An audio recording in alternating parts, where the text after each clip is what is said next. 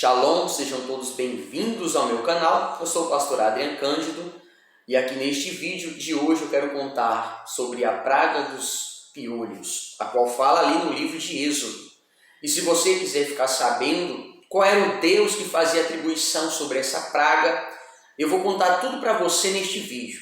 Mas desde já eu peço que você, neste momento, se você não é um inscrito, se inscreve nesse canal, ativa o sininho para que os vídeos possam estar chegando até você. E eu tenho certeza que você vai receber algo de Deus sobre a tua vida.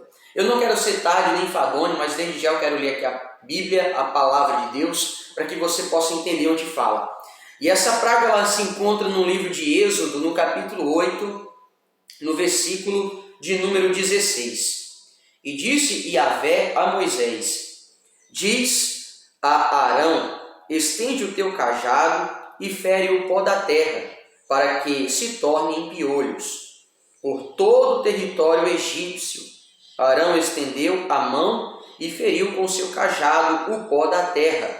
E surgiu grande multidão de piolhos, que atacaram os homens e os rebanhos. Todo o pó da terra tornou-se em piolhos, por toda a terra do Egito. E fizeram os magos o mesmo, com suas ciências ocultas, para produzirem piolhos nos homens e no gado, mas não conseguiram. E os piolhos continuaram a infestar pessoas e animais. Contudo, os magos afirmaram ao faraó: atentai, estas são obras do dedo de Deus. Entretanto, o coração do faraó permanecia empedernido ou endurecido, e também a eles não deu ouvidos, como Yahvé havia predito. Meus irmãos, é algo muito revelador a qual eu vou trazer para você aqui. Primeiro, quando Deus ele dá ordem a Moisés, para Moisés falar para Arão, e então ele estendesse o cajado, Deus já estava dando ali a autoridade. Quando Deus está passando ali a direção, Deus já tinha dado a autoridade. E ali Arão, ele estende o seu cajado, que a Bíblia está dizendo bordão, que é o cajado. E algumas outras traduções vai estar dizendo a tua vara. A Bíblia diz que quando ele estende sobre o pó da terra, a palavra fala que ali surgiram multidão de piolhos. Piolhos, aquela praga, com certeza você quando era criança, você já pegou isso, seja na escola ou em casa, ou com a outra pessoa que tinha. E você sabe muito bem que é uma coisa que incomoda, que coça muito a cabeça, é uns bichinhos que fica, sabe, andando sobre a cabeça, chamado piolho. Então você sabe muito bem, meus irmãos, que isso é uma coisa que incomoda muito. E a palavra fala que ali naquelas terras egípcias, toda a multidão pegaram então esses piolhos. Aqueles piolhos ali atacaram tanto os homens, quanto todo o gado, quanto todo tipo de animais. A palavra, quando diz sobre todo homem, ela não está se referindo só ao sexo masculino, mas ela se refere a todos os seres viventes. Por quê? Porque se a gente for analisar lá em Gênesis, nesse mesmo livro aqui da Bíblia, em Gênesis, a palavra fala que Deus, ele fez a mulher do osso do homem. Então, é a mesma carne, é o osso do meu osso. Então vamos entender quando a palavra fala sobre os homens, como está relatando aqui, sobre todo homem, sobre todos os animais, a palavra também está se referindo a mulheres, a crianças, a jovens, idosos, de sexo masculino e feminino. Isso aqui já era para você já merecer até dar um like e também seguir esse canal. Glória a Deus. Meus irmãos, vamos então para a Bíblia. Vamos lá, como você entendeu muito bem, quando surgiram então todos aqueles piolhos sobre aquelas terras egípcias, todo aquele povo então foram atacados por essa praga, a praga dos piolhos. A Bíblia diz que também os sacerdotes ali do Egito, os magos, eles também foram fazer esse mesmo efeito. E a Bíblia está dizendo aqui que os magos então tentaram fazer. E nessa terceira praga é algo muito importante. Eu quero falar para você que na primeira praga, quando fala a praga do sangue ali no rio, e a segunda praga, quando fala ali das rãs, aqueles homens, esses mesmos homens aqui, os magos, eles conseguiram, de alguma maneira, com as suas ciências ocultas, fazer ali o mesmo prodígio. semelhantemente, eles fizeram da água se transformar em sangue e também fizeram com que surgissem ali rãs. Só que algo que me chamou muita atenção aqui, no capítulo de número 8, do 16, versículo 16 ao 19, é que justamente aqui do 18 adiante, vai falar que eles não conseguem realizar esse mesmo sinal. Isso quer dizer o quê? Que o Deus dos egípcios, olha lá, uma palavra difícil de dizer, que o Deus dos egípcios, eles não tinham poder para fazer tal coisa. Isso quer dizer o quê? Que Deus, ele estava provando ali para aquele povo, para a sua falsa religião ali egípcia, que Deus é o único, é o soberano, é o único que tem o poder para fazer o impossível se tornar possível. E algo que me chamou muita atenção aqui, meus irmãos, é que os próprios magos, eles relatam para o faraó. Eles relataram para o faraó no versículo de número 18, 19. Atentai, estas são obras do dedo de Deus. Então ali foi um reconhecimento. Eles reconheceram que o Deus deles não tinha poder para fazer tal coisa. E que Deus que é esse? Que Deus que é esse, pastor Adrian? Qual é esse Deus que esses egípcios então serviam, que eles acreditavam nele, que ele não pôde agora realizar tal coisa? Eles não puderam realizar agora tal efeito. Esse Deus chamado Tote, o Deus, eu até deixo aqui um esbocinho aqui, atribuía-se ao Deus Tote a criação do conhecimento e da sabedoria e da arte e da magia. Está vendo aí? Era um Deus que tinha o conhecimento da magia e das artes. Era um Deus que tinha ali o conhecimento da sabedoria. E esse Deus a qual eles recorreram, ele também não teve poder para ali fazer tal efeito. Eles não teve poder para realizar ali. Nenhum dos magos conseguiram realizar. Então eles enxergam, isso aí é coisa de Deus. Isso aí o nem Tote consegue fazer. Nem Tote, que é o Deus da arte, da magia, do conhecimento e da sabedoria, ele não consegue realizar. E eles falam, eles alegam para Faraó: Faraó, atentai, porque isso aí é coisa da mão de Deus. Eu estou conjecturando aqui. Isso aí é coisa do dedo de Deus. Então, Faraó, ele endurece o coração. Faraó, ele endurece tanto o coração que ele não dá ouvido nem para os seus magos. Nem quando os próprios magos, eles relatam que Deus era quem estava fazendo aquilo, que os deuses dele não tinham poder para fazer aquele tal efeito ali. Então Faraó, ele não aceita. Faraó, ele fica de coração fechado. Faraó, ele fica de coração endurecido. Ele não aceita aquela situação. Mas ali a gente está vendo aqui na palavra de Deus que foi a mão de Deus que estava fazendo aquela grandiosa, poderosa praga acontecer sobre o Egito. É lógico que praga para os egípcios, porém uma maravilha para o povo hebreu. É lógico que a gente sabe, irmãos, que o povo, eles estavam ali há 430 anos de escravidão. Aquele povo ali sofreu ali muito tempo, muitos anos, geração após geração, servindo ali de escravos. Então imagina um povo que já havia visto ali e enxergado os deuses do Egito, um povo ali que enxergava vários tipos de deuses, e ali ele sabia que o Deus dele, o grande Yahvé, não estava respondendo mais eles. Aquele povo ali viram ali, eles mesmos passaram ali por humilhação, por momentos difíceis. Ali mesmo na escravidão, aquele povo, talvez a maioria ali, deixou de acreditar em Deus, porque Deus não tirava eles dali, porque Deus deixou aquilo acontecer. Eles sabiam que eles eram filhos de uma promessa. Eles sabiam que eles eram filhos da promessa de Deus. Aliás, Deus tinha feito uma aliança com Abraão.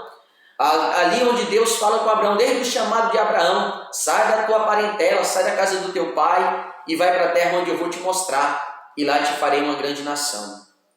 E ali a gente vê ali uma aliança que Deus está fazendo com alguém, através da fé. Então ali foi o primeiro homem que fez uma aliança com Deus. E a gente sabe que ali, de Abraão, de Isaac, Jacó, que é Israel, agora a gente vê o povo ali, nessa geração, há 430 anos ali, depois que José então manda chamar a sua família para perto dele ali no Egito, quando ele agora era governador dali. Então a gente vê que bem muito tempo depois o povo agora estava de escravo, sofrendo na mão dos egípcios, sofrendo na mão dos ímpios, se acovardando ali. A maioria perderam a fé, a maioria não acreditava mais que Deus poderia tirar eles dali, pois ali tinha muitos deuses, tinha muitas crenças, tinha muito povo ali que oprimia o povo judeu, o povo hebreu. Mas ali Deus levantou Moisés, dali Deus levantou Arão, e dali Deus fez essas maravilhas. Um povo que não acreditava mais, um povo que não confiava mais que Deus poderia fazer algo, um povo que não acreditava mais nos milagres que ouviram falar. Aquele povo ali dentro do Egito, meu irmão, não tinha motivo mais nenhum para acreditar que eles poderiam ser libertos, mas uma pequena parte ali ainda confiava na libertação. Uma pequena parte ali ainda confiava no Deus de Abraão, no Deus de Isaac e no Deus de Jacó. E dali aonde Deus então vai fazer ali aquelas maravilhas, mostrando a primeira, a segunda e agora a terceira praga, para o povo hebreu isso ali era uma maravilha. Por quê? Porque eles mesmos ali, sabe, voltando a confiar em Deus, eles estavam vendo que Deus estava no negócio. Eles estavam vendo que Deus estava ali no lugar onde eles estavam ali, mostrando que Ele iria tirar eles dali. Só que para os egípcios, aquelas maravilhas que de um lado o povo hebreu enxergava, para eles, os egípcios, era praga. Coisas que para eles não gostavam, eles não gostavam de jeito maneira. Povo que tinha seus deuses, que corriam e se prostravam aos seus deuses, mas ali Deus estava mostrando ali que Ele tem poder e Ele estava fazendo o impossível acontecer. Você vai entender que Deus ali está ganhando a fé do povo dele de novo, do povo dele mais uma vez. E o povo ali está vendo que realmente Deus está no negócio. O povo ali está enxergando que realmente Deus está com Moisés e com Arão. O povo agora está voltando a confiar em Deus. Um povo que estava vivendo o silêncio de Deus, um povo que há 430 anos estava vivendo o silêncio, agora estava vendo a resposta. Agora estava vendo Deus ali mostrando que Ele era Ele, o mesmo Deus de sempre. Meus irmãos, tem momento na nossa vida que a gente está no silêncio. A gente está vendo Deus no silêncio. Deus não responde a nossa oração. Deus não responde o nosso jejum. Deus não está respondendo o nosso sacrifício. Mas Deus está lá. Deus, Ele não precisa dar satisfação para mim, para você e para ninguém. Não é que Deus estava dando satisfação para o povo hebreu. Deus simplesmente Ele estava mostrando para os ímpios. Deus Ele estava mostrando para o povo egípcio e principalmente para o faraó, que era um daqueles tempos que se achava um Deus naquela terra, que se achava um filho de um dos deuses, Deus Horus. E ali Deus mostrou para faraó que realmente tem um Deus vivo. E faraó estava conhecendo um Deus que ele não conhecia. Até faraó estava conhecendo ali um Deus, vendo o poder de um Deus que ele não enxergava nem nos deuses que ele servia. O povo hebreu conhecia muito bem sobre esse Deus, mas os egípcios não conheciam. E ali as pragas aconteceram. E no terceiro milagre, no terceiro evento, na terceira praga, vai trazendo o povo hebreu mais para perto e mostrando para o povo egípcio que Deus está no controle. Ali você vai entender que é um processo. É um processo para quê? Para que o ímpio então liberasse o povo de Deus, libertasse para que eles pudessem partir dali e servir a Deus. Porém, Faraó, ele não dá ouvido nem para os seus magos, quando os próprios magos estão falando para ele, ó, isso aí não é coisa do Tote não, Tote, nosso Deus, não consegue fazer, nós não conseguimos realizar isso aí não, isso aí é coisa do dedo de Deus, é Deus que está fazendo. Faraó, então, ele ouvindo aquilo, ele não aceita. Como é que pode? Se esses homens estão fazendo isso, com o Deus dele está fazendo isso, por que que o nosso Deus, o Deus do conhecimento, o Deus da sabedoria, da arte, da magia, não está realizando isso? Ele endurece o coração porque ele não aceita. Para eles ali era uma praga. Deus estava mostrando para eles ali que ele era o Deus verdadeiro, o Deus que tem poder. E contra toda aquela crença, aquela falsa crença egípcia era falsa. E somente Deus é um Deus verdadeiro.